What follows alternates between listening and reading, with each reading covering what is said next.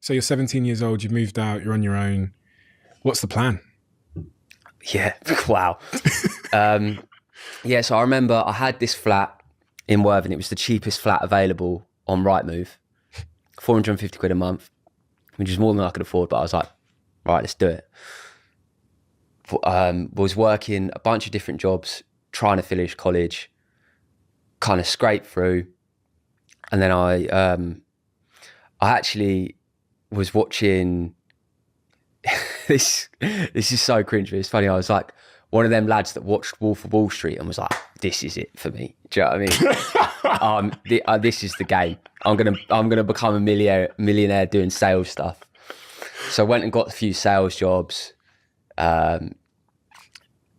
made some actually not bad money for my age, but really didn't enjoy it. And, you know, ended up with that kind of lack of guidance. I ended up just doing the things that felt to me like the most fun, or the most, like, they would bring, in my naivety, they would bring me the most meaningful experiences at the time, which ended up being going out a lot with the boys and drinking and gambling.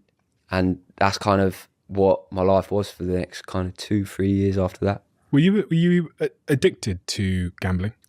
Because I was reading through your story and speaking to some of your friends, and they told me that there was some instances where you basically lost everything you had and had to borrow money off your missus at the time. Yeah, oh mate, it's embarrassing to even talk about. Like, I remember, you know, I didn't have much money, but I'd done one night on roulette, I'd done about I think it was over $2,000 on online roulette, just sitting there on my phone late at night, just tapping away.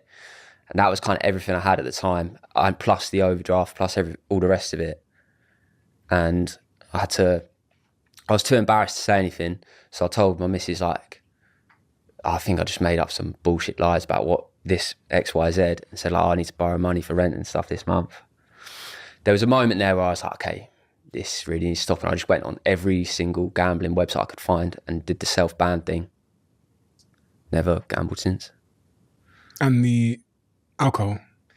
Yeah, I mean, I think the alcohol stuff was just like binge drinking culture. I wouldn't say like I was an alcoholic or anything like this.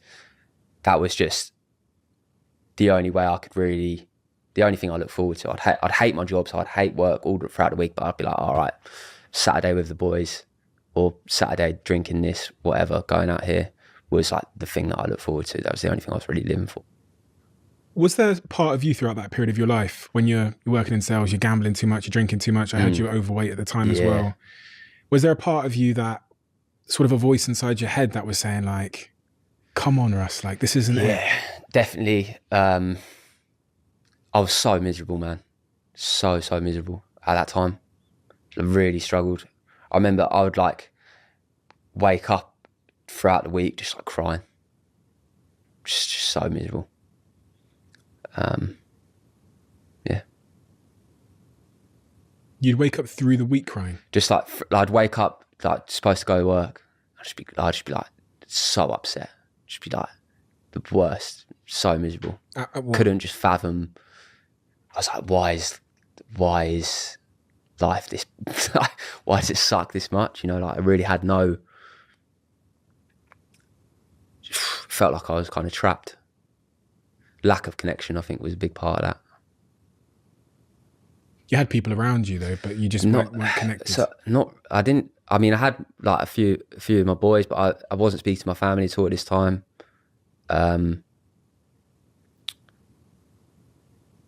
I guess I was just doing a lot of things that would make you miserable. Like, I had no control over my finances because I was pissing away everything I earned on roulette. The only things I look forward to was going out and getting pissed, which would make me feel like shit as well. And then I'd go to work and hate it, working every day. So like, it doesn't take a genius to work out that's going to be a pretty miserable existence, you know. And you didn't have family around you? Didn't have like many deep connections. So. How old were you at that point in your life? So that would be like 17, 18, 19, 20 maybe, just about. So if you had to give me a word to summarize your sort of mental health throughout that period, how would you describe your mental health? Toilet. Yeah, bad. Pretty bad. Was there a worse day that you can recall?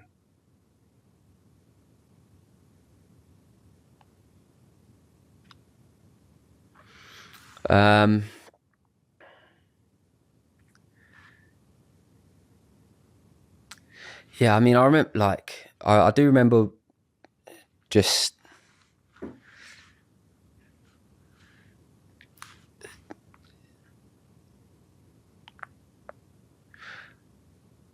If you don't want to talk about it, yeah. you go at your own pace. You tell me what you're comfortable talking about.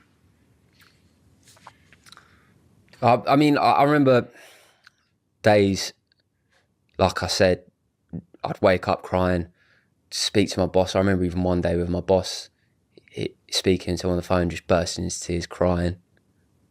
And I think what was hard is that I didn't understand anything. I didn't understand why. You know what I mean? I didn't have the tools to really make any sense of the situation.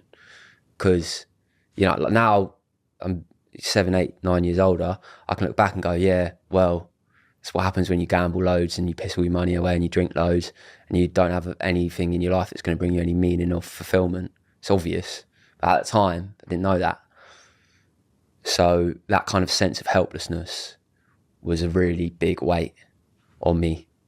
And it just felt like I was never going to be able to shift it. I think that was the most difficult thing. I was like, I don't know how I'm going to get out of this. You had dark thoughts. Yeah. The most dark thoughts. Pretty much.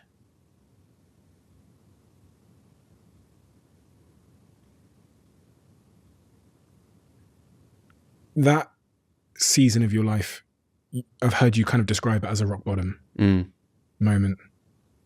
And it's interesting because there's so many people that are somewhere along that journey where they're struggling.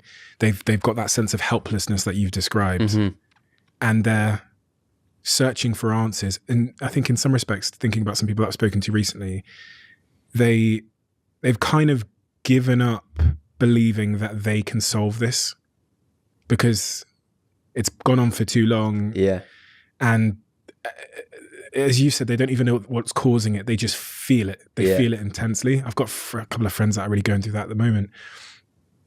And I always wonder to myself, like, how does someone get from that moment, their like personal rock bottom, what does it take to get them starting the climb? Because that's why I'm asking these questions. I see it in your story. I see you going further and further and further and further and further and further down. Yeah.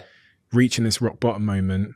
And then in that rock bottom moment, you have some of the I think the darkest thoughts anyone can have. And then something causes you to make a decision. Yeah. I think there's a few different things that went into that melting pot. I think actually a massive thing was like things like listening to podcasts. And I remember listening to like Joe Rogan a lot back in the day. And I remember there was a Jordan Peterson episode ages ago. I know it's like a classic thing, but that really kind of hit me. And that's what I like. I love listening to him now. And I know he's a bit controversial these days and people have X, Y, Z to say about him. But for me, like just having, that was like my guidance in a lot of ways. And I think so blessed to have been born in this generation where the guidance can come through all of these online resources. Whereas before, you know, like 20, 30 years ago, maybe that would never have come for me. And maybe 20 years later, I'd still be in the same spot. So like incredibly grateful for that.